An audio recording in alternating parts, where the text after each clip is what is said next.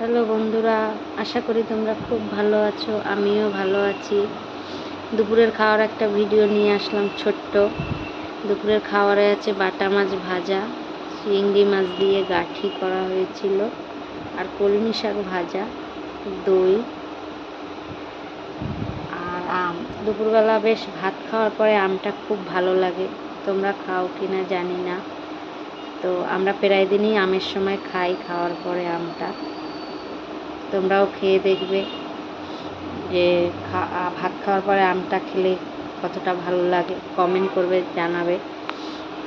আর আমার ভিডিও যদি ভালো লাগে লাইক করবে, শেয়ার করবে, একটু সাবস্ক্রাইবার করবে, তবে আমার নতুন নতুন ভিডিও দিতে আরও ভালো লাগবে।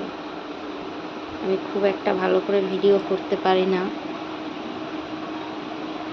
আস্তে আস্তে তোমাদের সঙ্গে সব কিছুই শেয়ার করবো।